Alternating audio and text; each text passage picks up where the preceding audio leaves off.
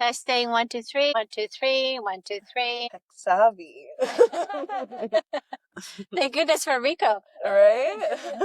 Congratulations on the documentary. 2 years in the making. The world premiere is next week, Friday, the 24th. How does it feel? I'm happy that we're going to have the opportunity to share with a broader audience. Yeah. And hopefully people are able to understand some of the struggles that people do face who go through this. If there was one key message from the documentary, what would that be? That the violence in this city, it seems as if it's never ending. For me, when I look in the media, young people continue to get injured, continue to die. You have victims and you have perpetrators, and everyone hurts at the end of the day. I don't want any family, victims, or perpetrators to have to go through this sort of loss because my son is alive today, but we still are struggling. We're on the journey to being healed. And it looks different for everyone, but we still experience a loss of innocence, a loss of ability. And it's not only about a solution, put down the guns. It's more intimate than that. I think it has to start from the home, from the family unit. Yeah. Especially for children in inner city neighborhoods. Everyone is born innocent until society will cause these kind of actions to occur. So it has to do with education. It has to be with being aware of what's happening and actually getting up and standing up to help. Based on what I've seen in the documentary, what I really appreciate about how you're showing up is that you have this very sort of positive outlook. It seems, you have so much faith. I remember at the beginning of the documentary, you talk a lot about, just trusting in God and having so much confidence that things will work out. That was just so beautiful to see. And I'm sure it wasn't easy for you to show up that way, but I have to think that that obviously had such positive impact for everybody in your family, specifically Nekai. Do you think that the positive outlook that you had, that faith that you had, really helped him to kind of move forward, push forward? Yes, we are a family of faith, and I've often, always, not often, put God into it. Nekai knows this, and sometimes our faith is tested. Yes. Because I can remember asking, "Is he going to live? Is he going to live?" And then in that moment, I'm saying to myself, yes, God, he did not bring us this far to forsake us. There's another clip that really stands out for me. I think you're talking to one of the doctors, or maybe this is just you reflecting on your conversation with one of the doctors, and you're saying God gave you this gift of being able to do this work, and I know it's going to work out. And I thought it's so beautiful to see you be so open and trusting and confident. But I guess when you're in that situation, sometimes that strength just has to be there. You just have to be there to show up for yourself and for your family. Yes, definitely. Because it's easy to take the negative thoughts and the negative route. But when you start doing that, you go through what my daughter would call this rabbit hole of everything that's negative. And I find that believing in the Almighty, it strengthens me. Reading the word strengthens me. And my dream strengthens me as well because, as I said in the documentary as well, that I dreamt it. I just didn't know exactly what it would be. And I think that in itself was a driving force that God was showing me.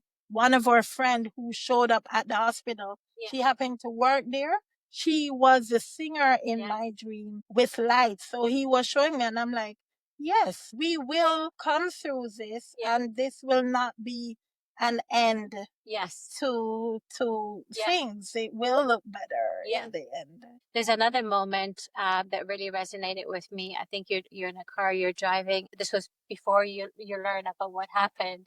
You said you had this mother's sort of intuition, almost like a physical reaction that something happened.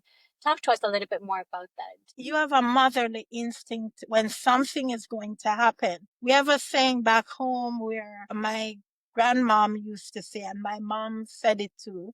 The term is also in my book that I'm trying to write. Yeah. It's like, don't let the street lights come on before your Mm. and that really resonate with me in thinking that, my instinct, moms have a way of just knowing. I was out with my daughter and my husband, and I'm like, no, I need to go home. Something is wrong. Something is wrong. You feel it here. As you were saying that in a documentary, just connected for me with other documentaries that I watch, specifically when there are mothers and children involved. I've seen so many examples of mothers either waking up in the middle of the night or either doing their day-to-day activities, and it's like a physical reaction. They have a sense that something is wrong. It's just so amazing to see that we're that connected to our kids and that intuitive. Nicole, what was it like for you to see your brother in the situation that he was in? That feeling I could not get over. It was so terrifying. And even driving down to the crime scene, well, it was blocked off initially. Yeah. So we had to go through the building, and I was like walking towards the. No, actually, I went inside the house first to Yeah. see if Nekai was there. And then when I didn't realize he was there, I went back to the vehicle, and that's when I was like, Mommy's not there. So both of us, all of us, my stepdad, my mom, and we ended up coming out of the vehicle and walking towards the crime scene to see what had. I think I overheard my mom in the back, and she was listening to a video, and she's like, did that person just say Nekai? And I'm like, what? No, like, there's no way. There's no way. And I ended up running down to the crime scene. And that's when they were telling us, okay, there was a shooting here that happened. The person has been rushed to the hospital, Sunnybrook. We know it was really terrible. And just on the ride there as well, it felt like the longest ride of our lives. It's like we couldn't get there any quicker. And we didn't know what to expect where he was harmed. And when the doctor finally called us in after an hour of waiting and seeing that, the doctor told us, he's like, oh, like he got a bullet in his head. And if his brain starts to swell, we're going to have to remove half of his skull. And we were just taken back. We're like, wait, what, his head? And that's when everything just hit for us.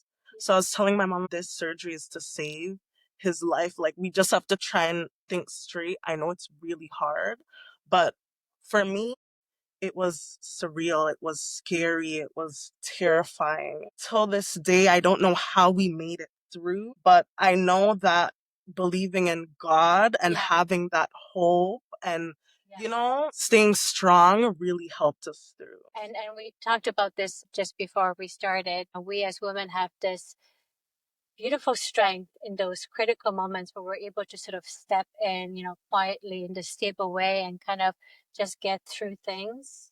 And so when you reflect back on those days, was there anything in particular that you feel like was that one thing that got you through? I would say my mom played a role, and prayer. I feel like every day when they had him in a medical induced coma, there would always be people coming in praying. My mom would come in praying. Even some neighbors from our old neighborhood would come in and pray. I would pray, and we would be by his bedside also, just speaking positively over him. Like, you know what, you're going to get over this. You're going to heal. You'll be great. So I feel like those prayers really went a long way, and staying positive. Having that community and people that you love around you, pushing forward together. There is a clip in the documentary where Nekai mentions the fact that there's so much around him, so Right. much support. And he actually even says that that's what got him through. And this is why he was pushing even harder, because he felt like he needed to do this with you guys together. Would you say that him starting to walk was a result of that positive energy? Yeah. Yes, I would say a part of it is the positive energy. Yeah. And he's also very optimistic himself. Like, he's like, I'm gonna walk. Yeah. And there was even a time, sadly, we had to leave the hospital because, well, I had to leave because I think only one person was allowed to stay over. Yeah. After visiting hours, everyone else would have to leave. Yes. So it's like, we were leaving him and he's like, I'm gonna get up and walk with you guys. Like, I need to come. Like, you guys are having fun. I'm like, we're going through so much pain. And we're like, you know what? Here's the best place for you to be right now. We need to sort out some things, like, where are we going to go? We can't go back to the old area because it's just so traumatic just to think about. Now it's been about 3 years since everything transpired. How is Nekai these days, physically, mentally? Physically, I would say that he's doing much better. Yeah. He's learning how to drive, but you could still see that the left side has some sort of limitations. But he's walking with the AFO now to give him some support. And we're just trying to get him to do more physiotherapy and also go to the gym as well with personal trainers to hope that the left side, like where his calf is and his leg, gets a bit stronger, and working with his hands as well so he can use them as normal as possible. And what about his mental state? How is that? Well, he has PTSD. He's triggered sometimes, not all the time. It's a work in progress, I would say. Some days it's more than others. I think that in different situations where a lot of people may not looking at him really and truly, you can tell that he had to do a craniotomy. You can tell that they couldn't reuse the part of the skull that they took out to put back in. And it's more like a prosthetic that is in his head, right? So people don't realize that. So physically, emotionally, psychologically, he is still struggling. We are still in that journey. When you have an injury to the brain, they say that you can build back abilities, but he's struggling along with that physically, emotionally. And what about you guys? Because obviously it's, you're the support system for him. How are you guys doing? We are doing much better. It's still a struggle because when you hear Nicole talk about physically, these trainers, the physiotherapy, everything, everything costs. Unfortunately, everything is not covered. So that's still a struggle to cover. Myself, as I said, I am not well. Post COVID, I have problems, issues with my leg going back to work. I'm an occasional teacher. I can't do as many LTOs as I used to. And I am stretched between, as a female, that double day of work, the emotional side. So it's difficult. And I have learned to handle it a bit better, but it is still as work in progress. And that's why even faith is a great part of it for me. I still have people praying for us, you know, and I'm just thankful to have the support system as well of YES, organizations like YES. At the same time, there, we are there, where his backbone is day to day, and we are in the home taking care of all of these things and trying to assist him through it. So it's difficult. He started college, and I found that many of the professors, I guess when they look at him, they say, "Oh, you have accommodations, but you don't really need it. You're fine." And that is kind of hard for us to navigate through with him because he had to advocate so much for himself. So now that he's there, he's like, "Mom, don't bother. Like, he's a fighter. Yeah. He's persistent. That's the invisible disability that, a lot of people are not aware of. Nicole, how about you? How are you doing as a sister? As a sister, I feel like sometimes it can be difficult because you're a caregiver as well, and then you have to maybe go to work and tend to other things. I know that since he has limited movement on his left side, he can't walk up and down with certain things. So he might need help, like, okay, can you help me bring up water or a plate of food, even laundry, like the little things. I would say it's difficult, but we keep that hope, we keep that faith, and we try and stay positive, but it's not easy. It's not easy. And you mentioned, PTSD for Nekai, but there's also PTSD for you guys. I found that with my brother, there's specific things at the beginning. I would get really worried. Is he okay? I'll be searching for him, calling him to make sure he's okay. Those specific instances that remind me of that moment when it happened. Yeah. And it takes a very long time to actually release it, to process it, to be able to get to some sort of, normal, whatever it may be. Normal definitely looks different for us because when this incident happened, he wasn't a boy or a teenager who would often leave home to go anywhere. He had gotten his job at Wonderland, just worked those 2 weeks. And I would text him to say, "Are you okay? Make sure that you called your father or myself or Nicole or your stepfather to pick you up." After his incident, everyone kept telling me from Brave, that program at Sunnybrook, we had a young man by the name of Michael, and he kept saying that you have to give Nekai space now. Yeah. He's walking. Remember, mommy? Yeah. When he couldn't walk, he's walking. He's trying to be more independent now. And I would call him and say, Nekai, check in with me at least. I find that I was very anxious. If I heard something happening, I got really anxious and I had to call just to find out. Now he's kind of understanding why. Now it's a bit better because he understands. So he knows that when I call or when I send him a message, he responds. You mentioned EAs. Can you talk to us about the work that they do and how they help out? Yes, is for the youth. They are located in the Jane and Finch corridor. Yeah. Mr. Jones is mostly my contact. It's a great program, and they're able to work with communities, and they have different programs.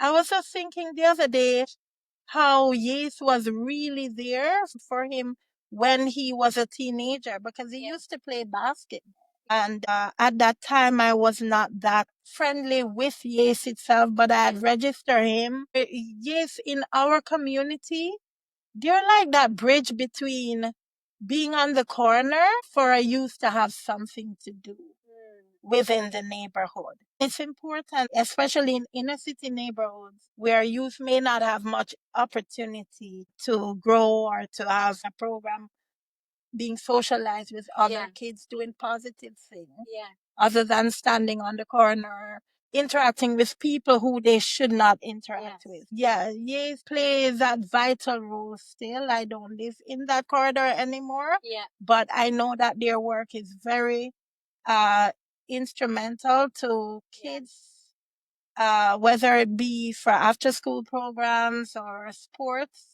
or for the summer or spring. And they really stepped in and helped out. I remember after victim services told me that my son is an adult and that they could not assist until he wakes up. I remember Mr. Jones coming in after Brave and saying, "Okay, you're not going home. How can we help you?"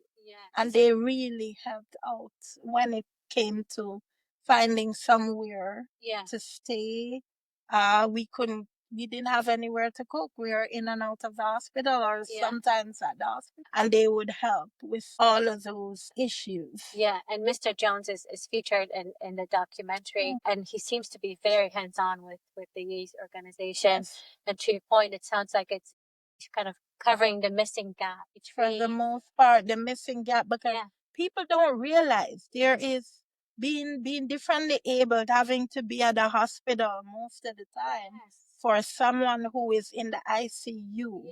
It takes transportation. All those little pieces has to come together. I am diabetic. I post COVID, like I have damages from remdesivir. So then for them to help with things like, did you eat today, mommy? What about your medications? All of that. Because it was a summer and I was off. Being post COVID affected my health with that.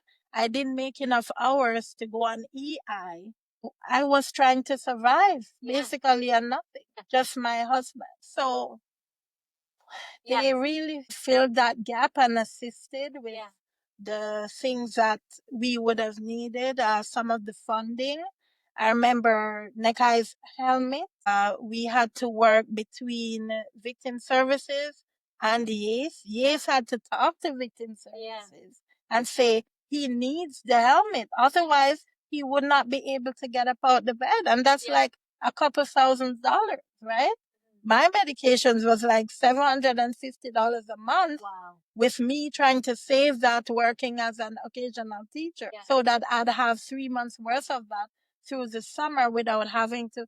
Where would all that money come from? They look at you when your son is lying on that bed saying he needs a helmet, he needs these things, and it has to be paid for before we give it to him, before he's able to get up out that bed and go about his daily living. We didn't cause this. How am I to provide that? So that gap is there where you're able to support. When it came to Nekai going back to high school, Yes was there for me. I had to, when TDSB did not respond to me and say, okay, you can have the year off without having to make your 30 hours to stay on the list because he was in the hospital, from the hospital to the rehab. I could not be at the hospital or at the rehab all the time or be able to even take him to school or show up. And they would volunteer to show up to some of those meetings for me so I could actually try to work and keep those hours. So made those hours so I'd be able to keep my job. So they showed up for me and for my family in so many different ways. One more ways, Nekai wears a size 15 New Balance shoes. It's AFO, the left foot is 16, the right foot is 15. Right? And those shoes have to be worn to wear his AFO. Every program says, "Oh, we can't help you with the AFO, the shoe for the AFO." It's not covered by any insurance because it's not a necessity. What do you mean it's not a necessity? He needs it to wear that AFO. AFO will not fit in any other shoe. And those shoes are expensive. Now, for those listening or watching, how can they get involved and support in reducing gun violence in Toronto? Well, Nekai asked that question in a different way. Parliament Hill, when we went to Ottawa. And the response was that we banned long handguns. And he wasn't quite happy with that response. I would say ban guns, but it's not, the guns don't use themselves, it's people who use the guns. And why are people using guns? Why are your youth using guns, right? They get into the country somehow and they get on the streets. And guns are very expensive. So where is it coming from? And why do our youth find the need to use them? Is it only because they're from the inner city? As you can see now that violence is all over our city right now. Everywhere. Right? And so I have to think, as I told you before, No one is born bad. It's what society puts into them. When you look in inner city neighborhoods such as Jane and Finch, you can see the impoverishedness. When you go in the schools that I'm often in, you have classrooms that have one window. The windows in here are more than what in some of these classrooms. Some of the windows do not open. So we have to invest in our children and we have to invest in our families. I've brought this to many different meetings. I've sat with Perusa and Rakovish in community meetings where I've advocated, for people's rights, tenants' rights, youth advocacy in the Jane and Finch Carberry. I was the president of the Shoreham Court animators because I used to do a lot of hours and give a lot of hours. And I told them, when you invest in the youth in the right way, they will find programs, they will find better things to do.